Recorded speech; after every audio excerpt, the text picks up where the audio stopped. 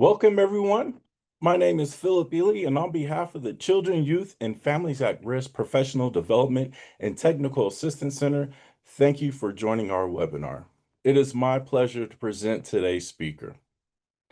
With us, we have Dr. Pamela Payne, who is an associate professor in human development, family science and consulting, extension, and interdisciplinary social psychology at the University of Nevada, Reno.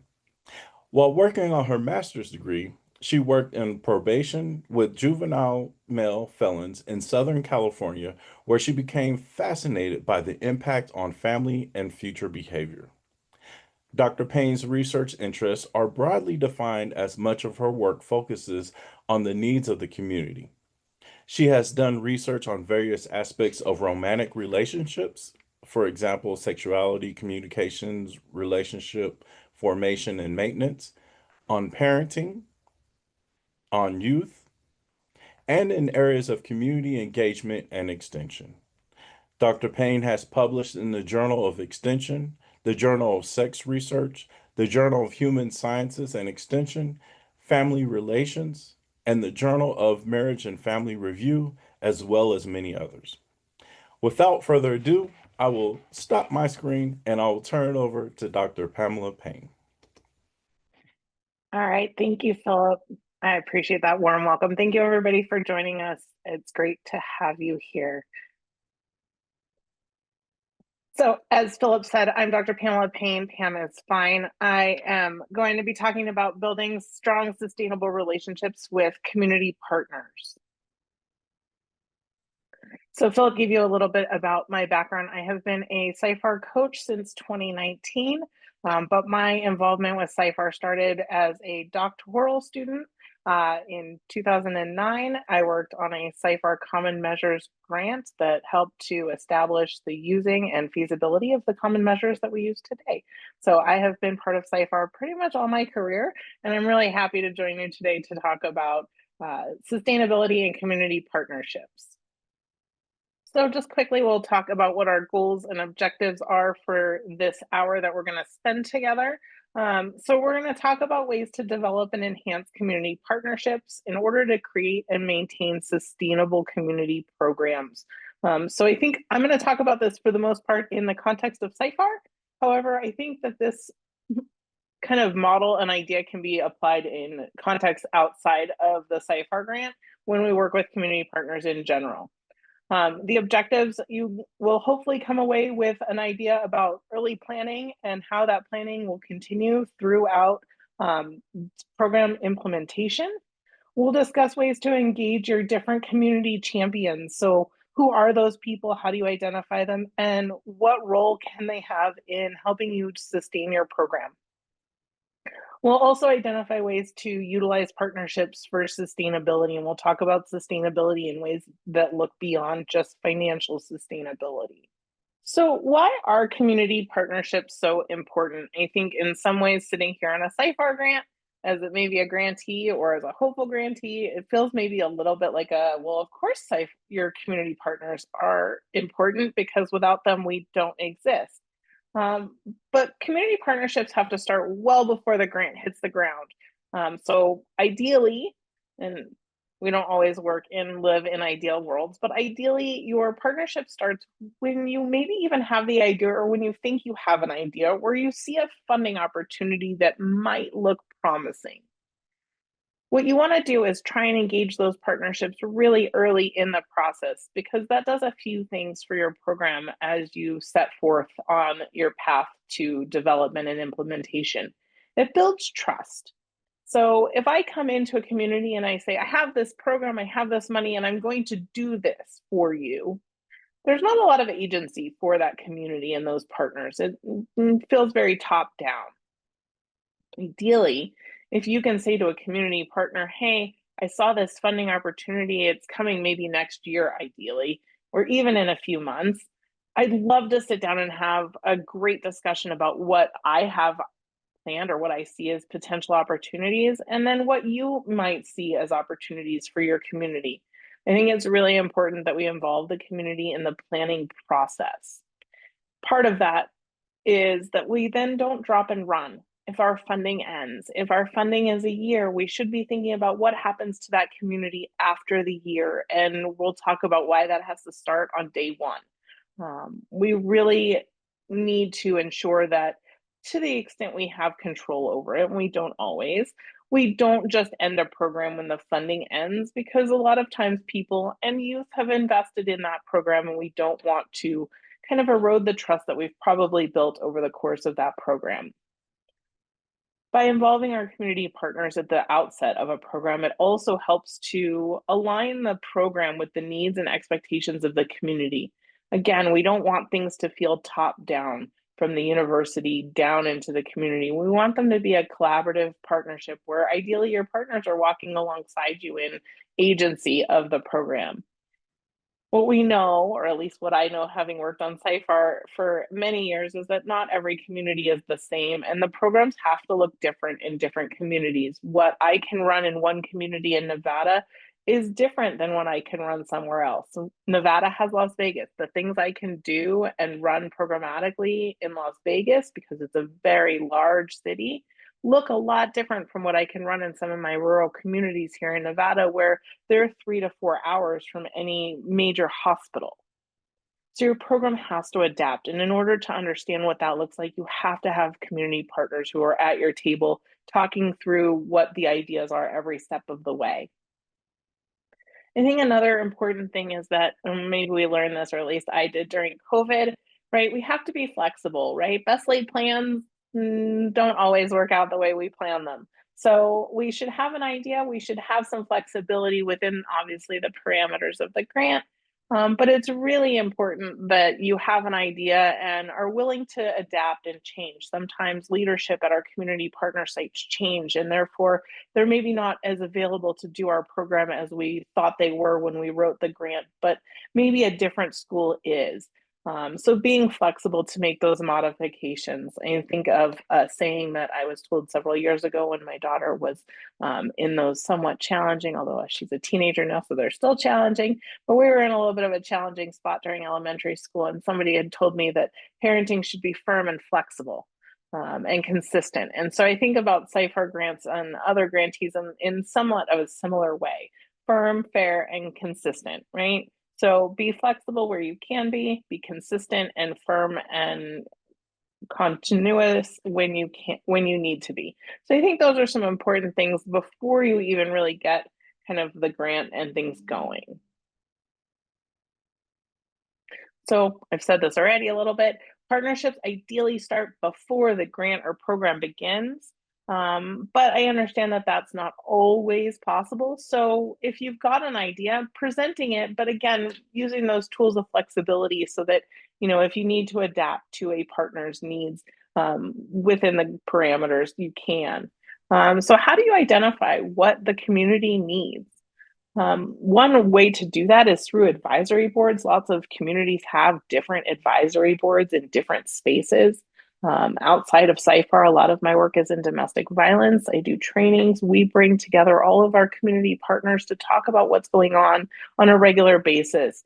Finding those resources and seeing what people are talking about in your community can be a really great way to get a sense of what the community needs are. Through planning committees. Again, lots of your organizations around your community have different planning committees. Through your city, local government, look to your other extension agents and things like that, and see what the community needs are. Volunteers. Our volunteers are out in the community talking to people every day. What do they have to say about what people need?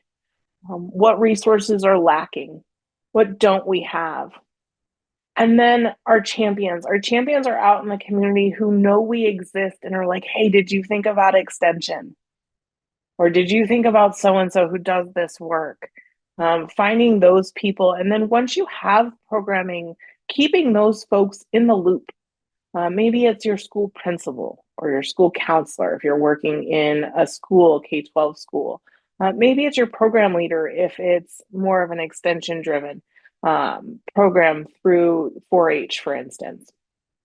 Finding your champions who are not only going to give you ideas and help you meet with the people who are on the ground, but who are going to be out there talking about how great your program is when it's successful. And we'll talk a little bit later about making sure they know what to say when they're talking about your program. Again, co-developing an idea, I think, I like to think about idealistic possibilities, but I think these conversations happen a lot of times and we don't realize that they're happening. When you're talking to someone and you're sharing what's going on in your community and they say, I really wish we had X, Y, and Z, kind of keep that in the back of your mind. And then maybe next time you're, I don't looking through grant opportunities, maybe that pops into your head, oh, this might fit, I should circle back. So co-developing an idea, identifying a funding source in advance can sometimes lead to discussing how you can write the grant and seek the program together. Having that collaborative relationship, understanding what your working styles are, how do you communicate with your collaborators before you seek the funding is ideal. Again, not always possible, but when you can, having kind of a working knowledge of your collaborators and how you work together can often enhance how that partnerships moves through the space. So building strong partnerships, where do you begin? How do you identify your champion?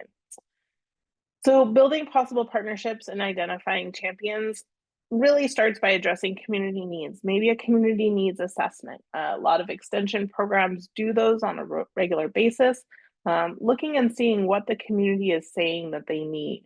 What are city councils talking about in your regions? Things like that. Working together to understand how the program is going to meet those needs. So I have a great idea, but does it actually meet the needs of the community? And sometimes my great idea sounds great in my head, but when I talk to somebody, they have a lot of questions and they're really good questions about, well, did you think about X, Y, Z? And maybe I need to just sit with them and say, here's my idea. Let's talk about all those X, Y, and Z ideas and questions you have so we can kind of flesh those out as we work our plan together. Part of that process, if you can do it, is establishing clear goals. What is the program? What are you trying to accomplish? What need are you trying to address? How are you going to see if you did that? So clear goals and understanding what your intentions are and being realistic. I love a good timeline. So when are we going to see these goals being met? Having both small and short and long-term goals, small and big ones. So you can celebrate kind of those everyday wins, those small accomplishments, but also have an eye on the kind of bigger prize, so to speak. Anytime you're working collaboratively, it's really important to have clear roles and communication processes.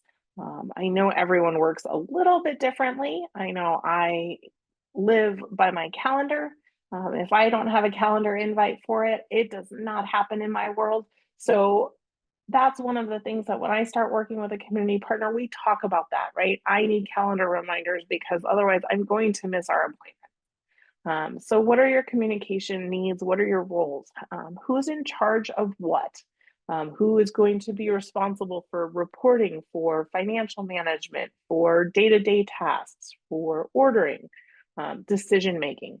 Setting some of those boundaries out at the beginning can really help to eliminate some of the roadblocks that often come up over time in a grant, and then revisiting them on a regular basis. So I like with different partners to have at least a monthly meeting with my community partners. A lot can happen in a space of 30 days. And so I think it's really important to touch base regularly. And that doesn't have to be a really long meeting, but maybe just a touch base. And then with other partners, it could be more frequently depending on their needs. But having an understanding of what those needs are at the outset can be really important and helpful over time. We'll talk more about this as we continue on through our time together, but we're going to talk about how sustainability starts on day one and sometimes even before that if you can.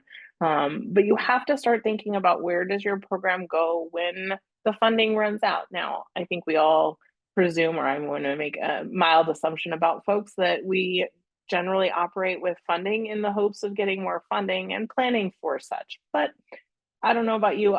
Sometimes I throw grant applications at the wall, or as I tell my grad students, I throw spaghetti at the wall, and sometimes it sticks and sometimes it doesn't. And so, what happens if the funding doesn't stick?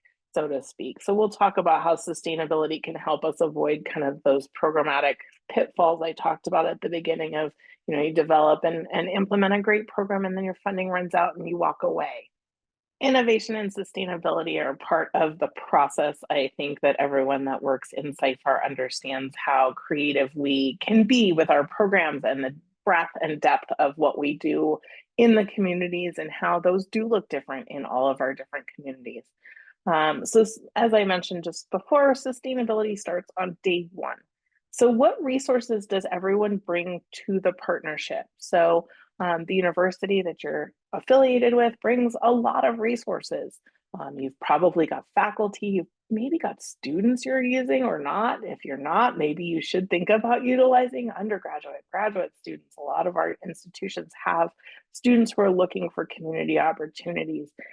We have research resources. There's a wealth of resources the university brings, and our partners bring similar but different resources. So I know that when I work with different agencies, they may have different spending rules, right? I think it's well known among much of our federal granting, we can't buy food unless you're within a handful of different parameters. Well, you know what? I know a lot of my partners, they can buy food and they want to digest food all day long. And so, what resources do my partners bring that we can bring to the table to help our program continue on? Resources could also be time. Does someone have time to help lead this program if I teach you the curriculum? Can you continue on without us? Do you have a period in your school day? Sometimes that happens. I just talked to an amazing program out in Wisconsin. Shout out to my Wisconsin NCA&T partnership. We've got some schools that their teachers are just giving their time because they believe in what they're doing. So maybe it's you've got a teacher who's a champion or a school counselor who's a champion who's willing to say, I'm going to give my time to this program. Now, we want to be careful about that. Free labor is a thing, but maybe that's your champion. Could also be space. Maybe we don't have money to give you, but use our auditorium to host your events. Could be advertising. I'm happy to advertise on our billboard, for instance, or can we help print these flyers for you or advertise on our social media and promote your program? Lots of different ways that our community partners can help in sustaining both the program and help support things throughout the implementation without maybe giving financially, because sometimes that's very challenging for community partners. Identifying what gaps in programming and sustainability exist at the beginning, right? What are your barriers to this program continuing as we start off, right? If this money comes through on this grant, for instance, and we build out this program, what happens if the money runs out? And how do we avoid some of those gaps? Could we carry it over in this way or here using these resources? There's a lot of different opportunities. I think we can ask a lot of questions about what our partners have and how we within universities can help. Being creative. I think sometimes we get ideas and we should look at what our community is doing, what resources they have, because sometimes our communities have amazingly innovative solutions to problems. I sometimes am astounded by the ideas our young people, especially, have about how to fix some of the things that exist in our world. And so, really talking to those, I am a huge fan of focus groups and listening sessions. Send me your ideas. Let's talk about it. I think being creative can really be a fun way to think about how do you move forward. Again, utilizing students, providing them with educational opportunities to go out and be part of communities as part of learning can be a really great resource where everyone gets some good experience and learning through it. The young people in our programs on the ground in the communities get to interface with college students and vice versa. So utilizing those resources maybe in creative ways can be a really fun thing to do and can reinvigorate a program. Promoting sustainable practices and engaging champions early. Again, finding those, whether it's a teacher or a principal or a school board member or city council member, whoever it is, and ideally if you have a handful of them, it's even better. who are going to talk about your program. Why does it matter? It's part of why for CYFAR we do our year one site visits, right? It's our coaching opportunity to go and talk about your program and make sure that your administrators and community partners know who we are and what we do and why this sustainability is so important to us. So finding those people who will be there um, throughout your program and who can maybe utilize some of the resources they have access to that are different from those that we have um, to sustain your program. I know I'm going to again shout out my Wisconsin side. I was just there a few weeks ago, and one of the principals in a middle school, we were talking about sustainability, in fact, and I had said to him, well, you know, what happens? Things are a little uncertain at the moment. What happens to this program? And he, to his credit, looked me dead in the eye and he said, I will not tell these young people that this program is going away. So we will find a way. And, if we don't have those conversations, we don't hear those responses. Now, I will say not every principal has the means to do that. This one probably does. But if we don't ask the question and we don't have those conversations with our champions, we don't know. And that principal is going to go out and he's going to talk to people and he's going to promote our program and he's going to make sure that, the community knows what an impact it has made for these young people. And so I think finding those champions early on, he has been with the program for 3.5 years. And so he's seen the difference and been able to watch it firsthand. And I think that makes a huge difference. One of the things, and if you're one of my grantees, you have heard this from me ad nauseum, probably. We need to do a better, more thorough job of telling our stories, um, talking about what we do outside of the spaces of the people that know what we do. We need to talk about our programs in journals, in conferences, in community newsletters, in university newsletters, in news stories, in ways that share our story with the community for those people who don't know we're even out there. Um, I will talk briefly just about I'm an academic, so I think about writing a lot. But a lot of the ways that we can talk about our story is through process. We can talk about the process it took us to get our program going. A lot of our CYFAR programs in particular have curriculum affiliated with them that people have written and developed. Talk about the process of writing a curriculum. What does that look like? How did you involve your partners? What is the process for someone new doing this? What did you learn? What would you do differently the next time? You can talk about your outcomes. I think this is one of the things hopefully you're thinking about talking about all the time, right? What impact and outcomes are my programs making on the community, whether it is your quantitative data, whether it is your CYFAR common measures, or your qualitative data. I am a mixed methods scholar. I think it's really important that participants tell their stories. That can just be a simple narrative. What did you think about this program? And an answer. 2 or 3 words can really help kind of illuminate what impact your program has on a participant or in a community broadly. Participant experiences. I think it's really critical that we're asking our participants to engage the process, right? What does this program mean for you? What does it mean at the beginning and what does it mean at the end? But also along the way, sometimes a specific activity or event is going to resonate differently. And if we can capture that and share it, even if it's not in a formal setting, can really be important. Photographs, taking pictures. I think it's really important to take photos, not just in my work, but in my personal life. I think photos tell an amazing story of what our experiences are. And I think that to the extent that obviously get photo releases from any of your participants, but utilize photos to tell your story. What did this look like in the community, right? As a CYFAR coach, I get to go out and see different communities. And sometimes what I have in my mind about what a community is and looks like is not exactly what it is and it looks like when I get out there.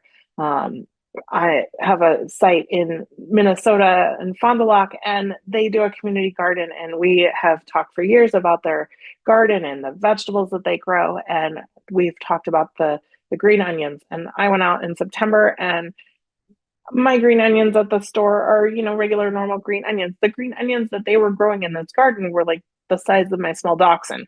It just is a different thing when you see it in person. And so being able to like really engage that through visual experiences is really important. So I'm a huge fan of taking photos and using those to tell your story about your program. And then I wouldn't be a CYFAR coach if I didn't tell you you should do evaluation. And obviously, if you're a CYFAR grantee, you're doing your CYFAR common measures, but also doing other evaluation is really important. I know respecting participant time is a huge thing, but doing evaluation that helps you demonstrate what impact does your program have on your specific community above and beyond the generalized impact we could talk about for CYFAR. So, key indicators for communicating our success, obviously, numbers matter, right? So, your numbers regarding engagement and participation really make a difference, right? How many people are you serving? That's often something that everyone wants to know. What impact are you having? And that's an easy, quote, easy way to demonstrate that is through engagement and participation numbers, although that can be a challenge. And again, I think that can tell one story. But again, if you can tell some of those other stories in addition, sometimes our communities are small, so we're not going to serve 100 people. That's not realistic. And so being able to demonstrate that, well, maybe our numbers are small, our impact is big, can be really important for our smaller communities where we're just not going to generate those large numbers to compete with our metropolitan areas. So, really highlighting the positive changes that are happening in the community. What impact did this have? How did this impact a participant, a group of participants, a cohort of participants? What did this do for the community? How did you get people involved? Sometimes our outcomes aren't exactly tangible, right? Maybe we didn't continue funding at the same rate we had been, but we have these other things that have sustained or developed as a result of the program that we initiated. So, what are the positive changes that have taken place in the community? And how can you highlight those in a way that really engages your champions again, right? I'm a big fan. Give them something to hand out, something to show people, whether it is a social media post or a white paper, a one page, a flyer, rack cards, something that people can look at and say, hey, this is the impact we had. Word clouds are really good at doing that. What are your participants saying? Put it in a word cloud and use that to then talk about your program for your champions. So, some attributes of sustainability. Why is it important? Well, as I said at the beginning, if we don't focus on sustainability at the beginning, we don't work on that at the beginning with our partners, then when the grant ends, often it's a surprise, like, oh my gosh, it's almost over, then we can sometimes do damage and end a program that had a really great impact on our community. And its abrupt ending or even just ending can have kind of a really negative impact on both the participants and the trust that the community has with the program leaders and the university at large. So, really developing those relationships and being um, open and honest and talking about what that looks like, so that it's not a surprise if your funding is going to end. What does that look like? How can you help support sustainability? And what can the partners do? And building those conversations in along the way can be really important.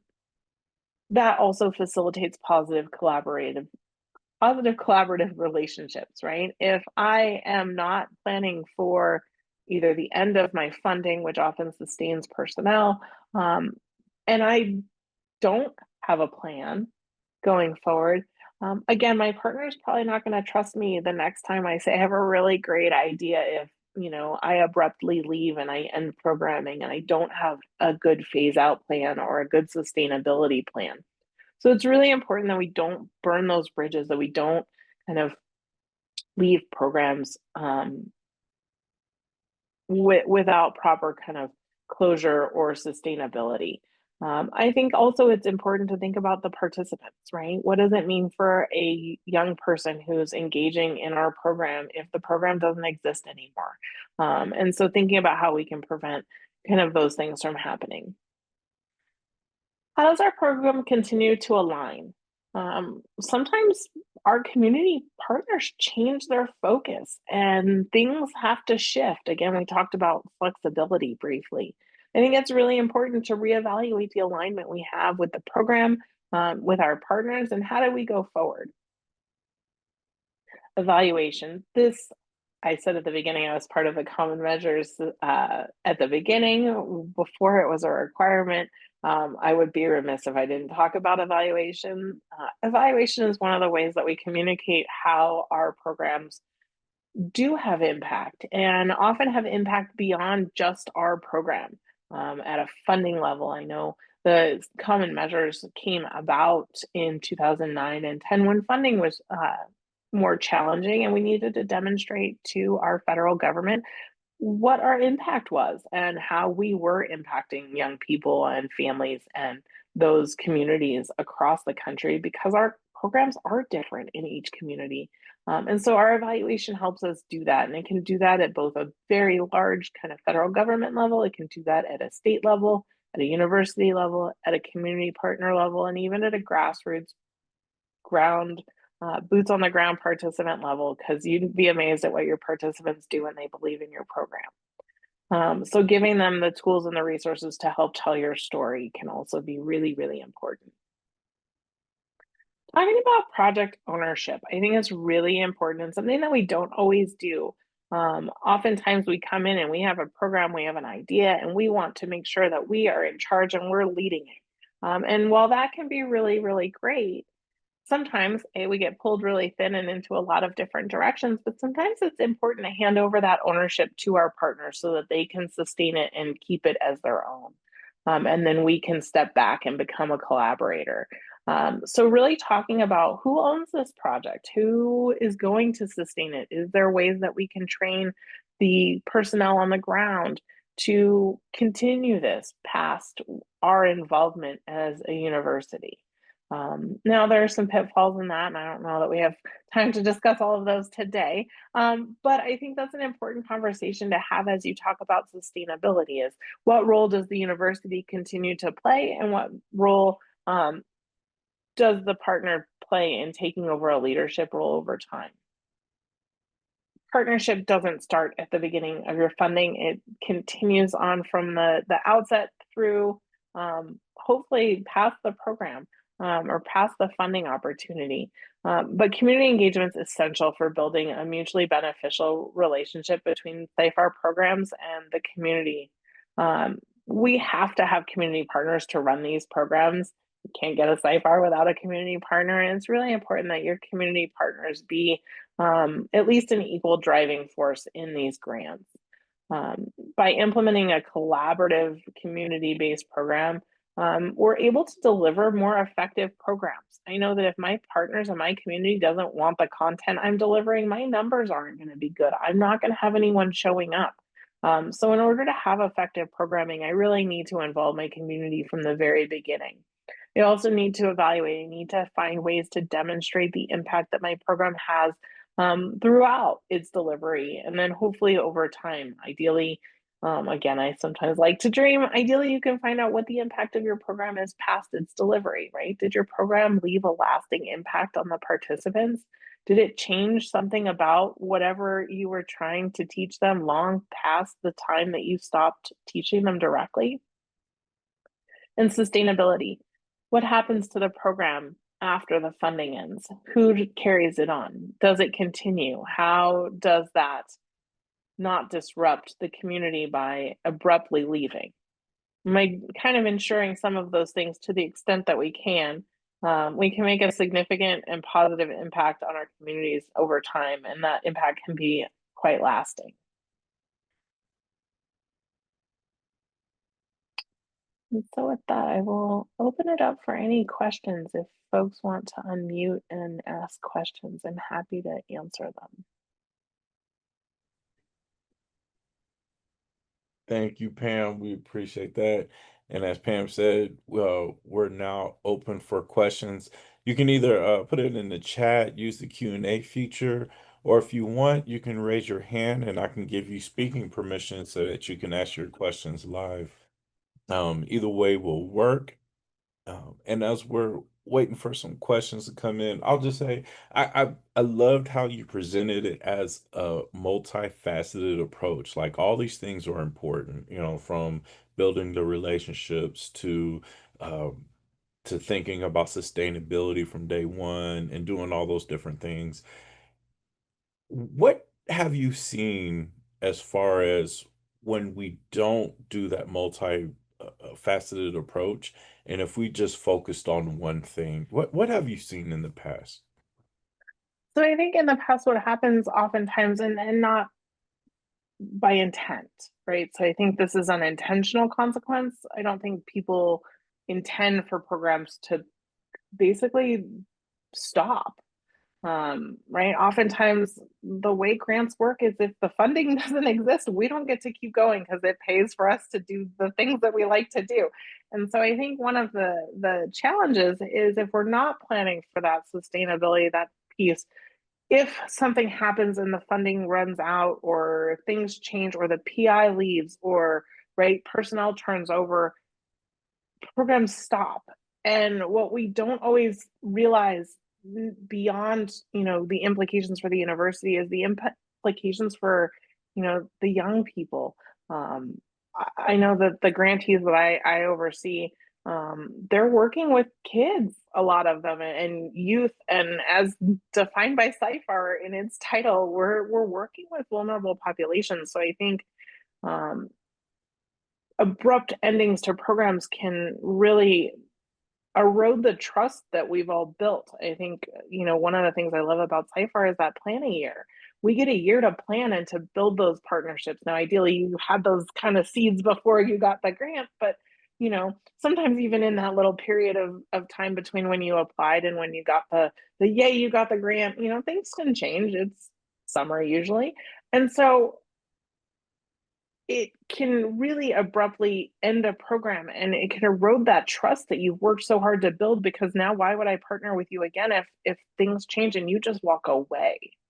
And I know we can't always control what happens when funding ends, but I think it's really important, to the extent that we can, um, put things in place to empower our community partners to be able to maybe lead a program or a portion of a program, right? Maybe you're not going to be able to teach someone a 12-week program, but maybe I can give you a 2 hour, snippet of the most important things so you can carry that on forward.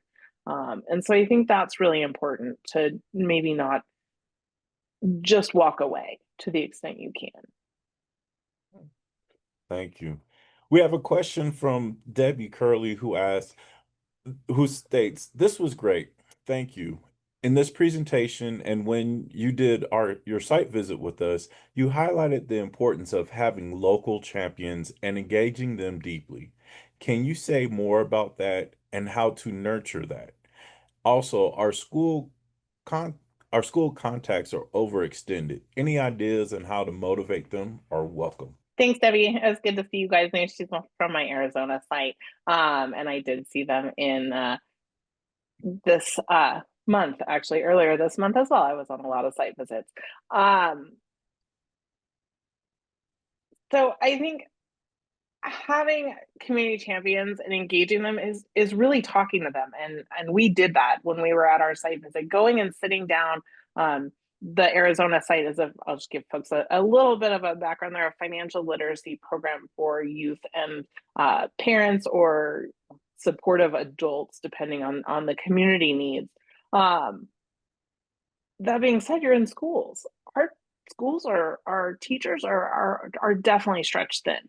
And so I think maybe finding some different partners. A lot of our schools have parent teacher associations. Is there a parent? Is there a counselor? Sometimes our counselors are spread really thin too, so they're not always the best. Or a coach that really can help. Now, again, our school personnel are overextended in a lot of ways, and to ask more of them, I think requires an acknowledgement of, you're asking a lot on top of what they're already doing. But I think even if it's not a donation of their time all the time, it's maybe a check-in, right? Hey, I know you're really busy, but this month I was thinking about our partnership and I really value you. Is there anything I can do to support you? Right? I think sometimes just seeing a partner and acknowledging that they're there and that they're a partner can go a long way. Um, and then trying to be creative about who your champions can be, and I'm thinking about your communities. And I think um, principals, counselors, sometimes community advocates. I know Debbie with the Arizona site, they're on some of our native reservations. Sometimes there are tribal leaders that maybe have a vested interest in helping promote these programs. I think, engaging them on a regular basis. I know we're all super busy, but a 20 or 30-minute check-in once a month with your community partner can go a long way, even if it's just a phone call. Hey, how are you? How are things? What do you need? Are there things that we can provide you and support you? And how's things going? Can you tell me what's one success you've had in the last since we talked last time? That's a really good question I love to ask is, what's one success, what's one challenge that maybe you'd like my help with? Or you'd like me to at least listen to, and sometimes prefacing it with, um, do you want me to give you advice or do you want me just to listen is a really good tactic with those challenges. Sometimes people just need a place to express that, they're frustrated with something or something didn't go the way they wanted it to. And, maybe do you have an idea of how we can troubleshoot this challenge that we've had? So I think sometimes just regular check-ins can be a really easy way to continue to engage them. Although again, that is a time thing. So sometimes just finding ways to do that, even if it doesn't really require a whole lot of time or engagement, can be a good start. Um, I hope that answers your question.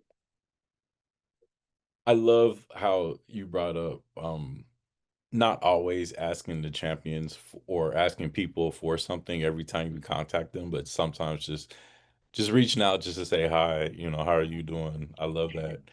And I I also have love, oh, go Go ahead. ahead.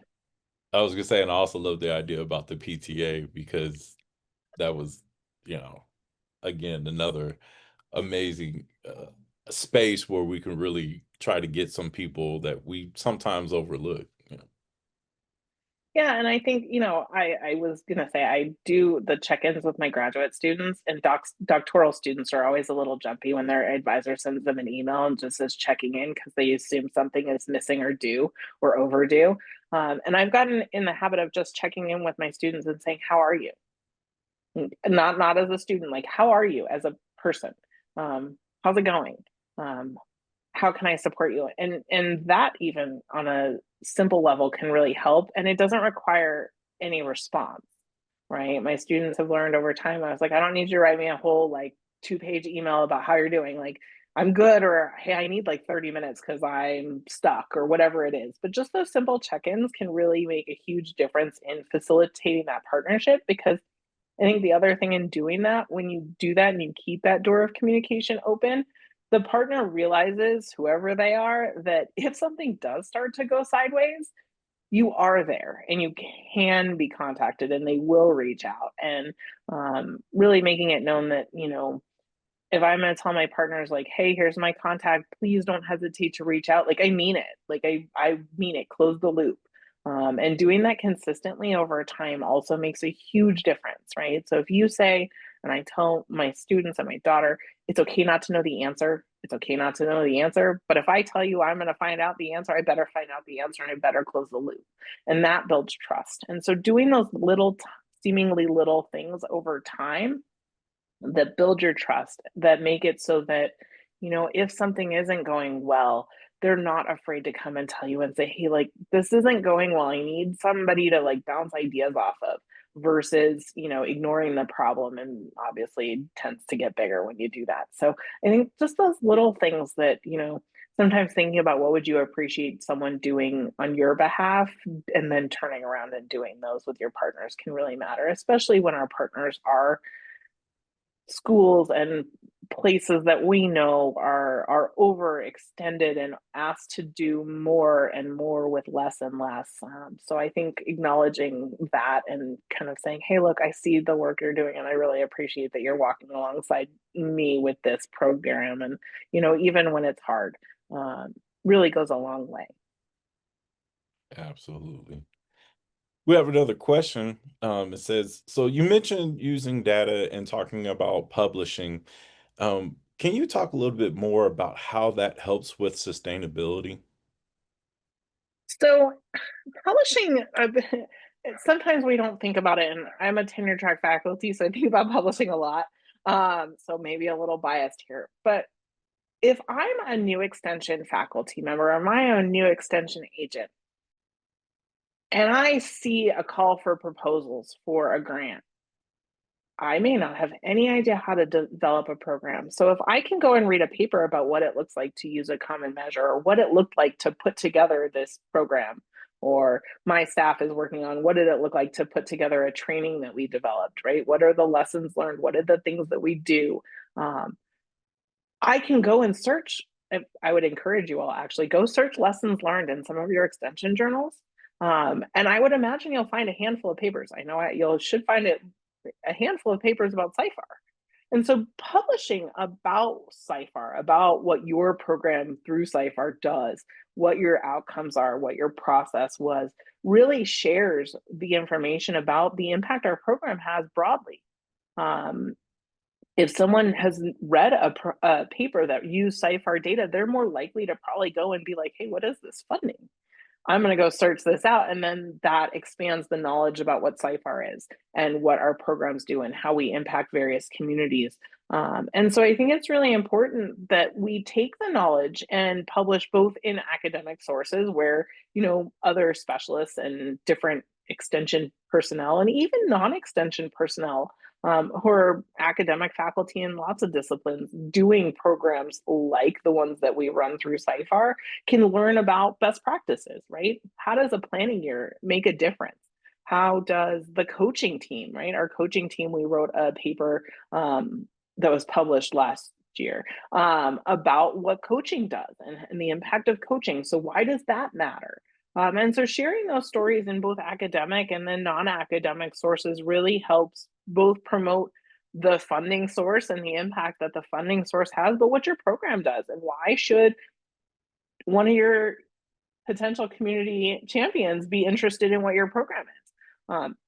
So for instance, I'll use my university as an example. The University of Nevada, Reno has a Nevada Today publication. It comes out once a week. I can write small little articles for it. They're between 500 and 1,000 words. And I can talk about my program, right? Talking about my program then draws attention of, say, a county commissioner who maybe wants to bring my program to their county. So I think talking about our programs in a lot of different spaces and writing about them can broaden the knowledge both within academic spaces for extension agents and specialists and whatever else you call campus-based extension people at your different institutions. I find that every place calls it something slightly different.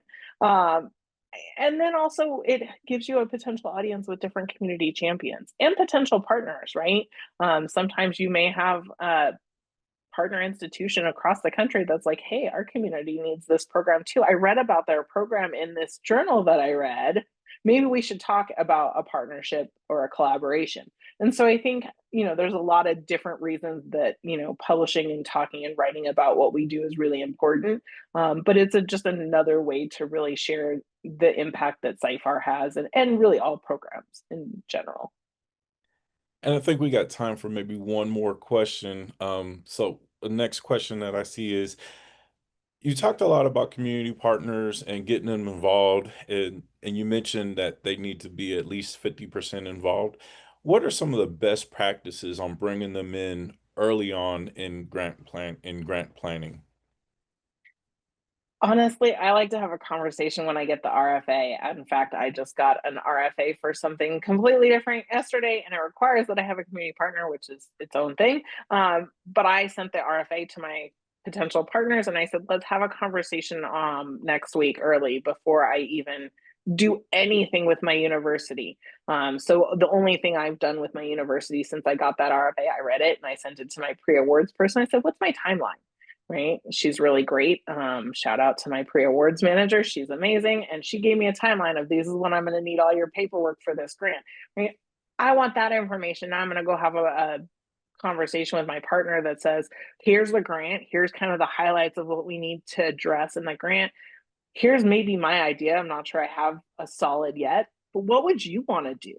And that's actually the question that I posed in the email was, would you want to collaborate on this? And what ideas do you have? Can we talk about them? And so even just in framing the question of what ideas do you have to bring to this, please read the RFA and come with your ideas so that it's both of our ideas at the table when we're even starting to have this conversation. Now, obviously, I already knew my partner. That's the other thing, right? How do you identify who your partner is, right? I got this RFA and I was like, okay, I know my partner. But what if I don't know my partner? Then how do I figure out who my potential partner is a matter of, well, who's in the space, who fits maybe the requirements of the grant. And then what would be kind of a good, who do I have relationships with might be part of it. So figuring out who my partners are can be part of that process as well. Well, thank you, Dr. Payne, for joining us today and presenting. I know it's a very timely topic, especially with some people a little nervous about different things going on. So we really appreciate it, and we appreciate you all for being here for today's webinar. Again, just as a reminder, once you see that pop-up window come up, please fill out the survey and give us the feedback so we can continue to provide webinars that are useful for you all. So again, thank you to you all. And again, thank you, Dr. Payne, for this wonderful presentation. Uh, and that is all we have for today.